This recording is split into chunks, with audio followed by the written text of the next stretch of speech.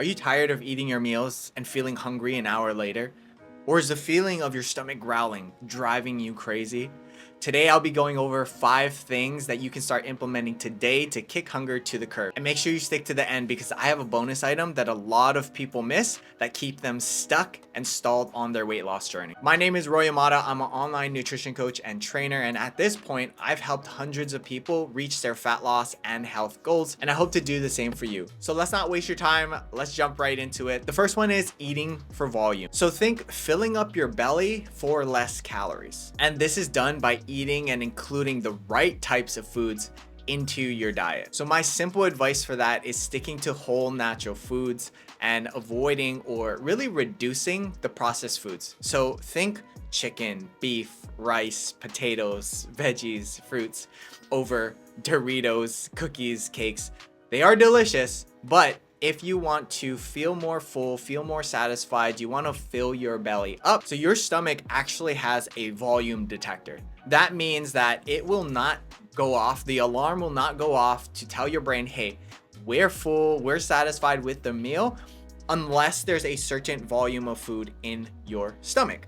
And that means it doesn't matter how many calories you eat, it's the total volume of your meals. And so you can eat 2,000 calories of oil, which would maybe take up this much space in your stomach, or you probably couldn't even fit 2,000 calories worth of like fruits and vegetables and chicken, especially in one sitting. So again, remember, the key to kicking hunger to the curb is going to be filling up your belly. And number 2 is eat more lean protein.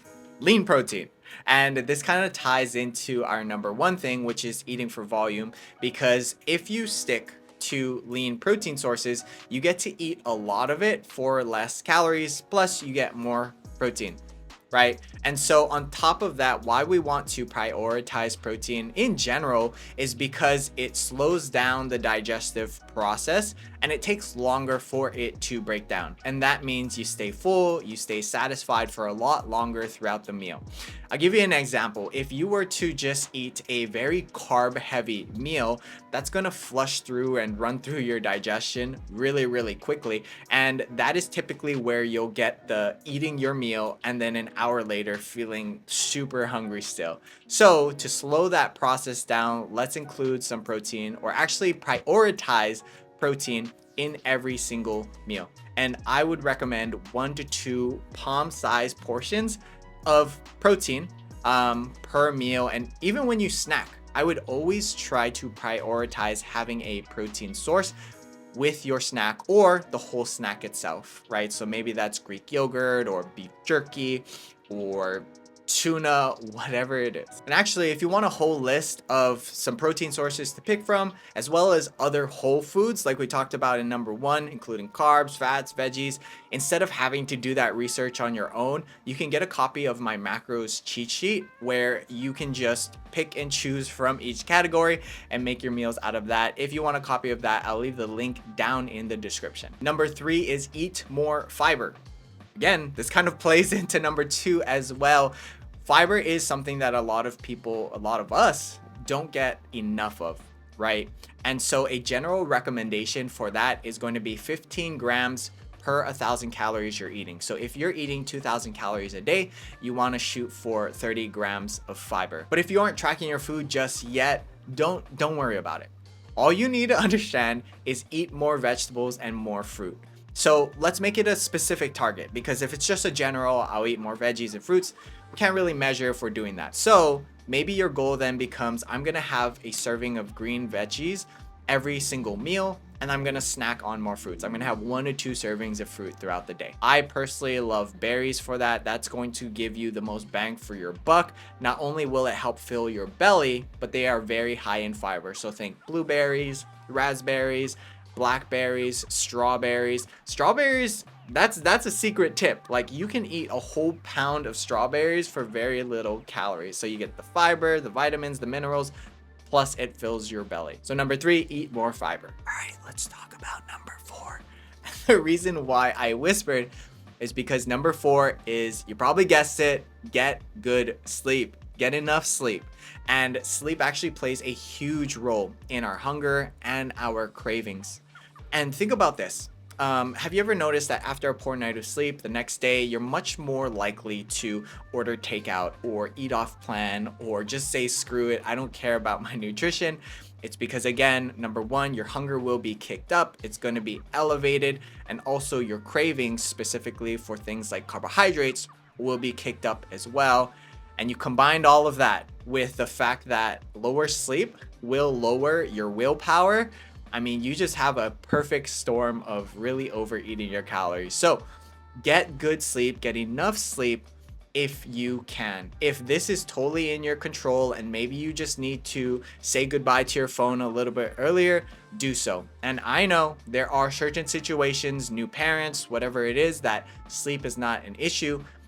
Weight loss is not impossible when you're not getting sleep, but I will say it does make it a lot more difficult. So if you are in a position to be able to prioritize your sleep, please do so. If you're not, you're really just shooting yourself in the foot with this one. And number 5 is keeping your workout intensity, your cardio, at a lower intensity. I know it's kind of counterintuitive, especially if you have a fat loss goal, but hear me out. So the higher intensity that you work out at, the higher intensity of cardio that you do, that will kick up your hunger signals. Have you ever noticed, especially when you're starting strength training, or maybe you're doing some high intensity interval training sprints, your hunger, you are absolutely like starved. Like your hunger goes up exponentially. It's because the intensity of your workouts demands that on your body. Right? So my recommendation for you is still work out hard in the gym, lift your weights, but cardio specifically, keep the intensity low. Don't go and do like sprints. Don't do like heavy incline at a fast pace walk, like low intensity walking.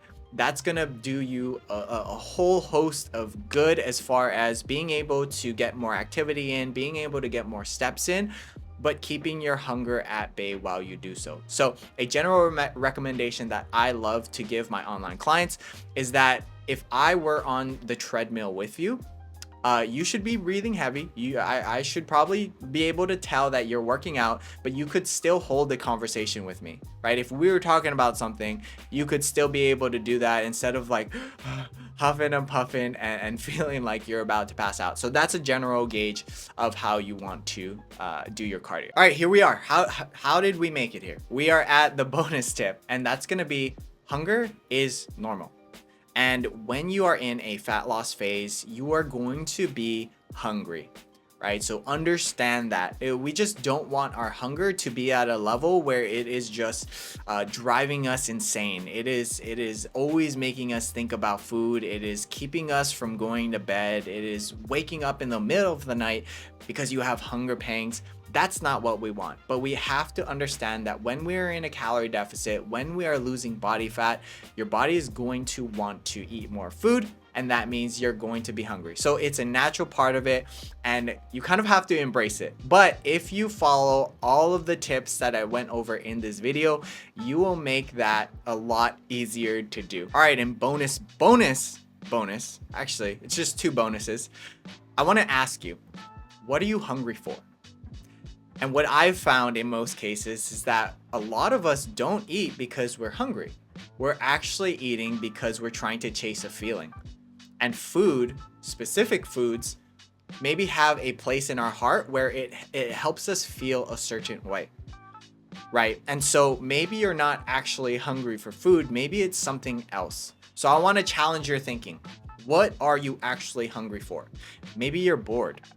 Maybe you're lonely, right? So you're trying to find a distraction. You're trying to find a certain feeling. Maybe you're super stressed.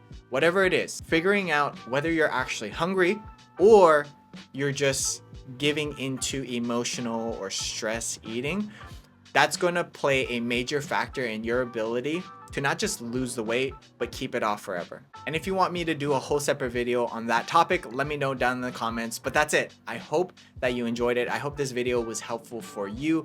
If something stuck out to you, if you're gonna apply any of these things, let me know down in the comments what they are for you. I would love to hear your feedback and your thoughts on this topic, and for us to really just get to know each other a little bit better. All right, guys, see you in the next one. Love you. Bye.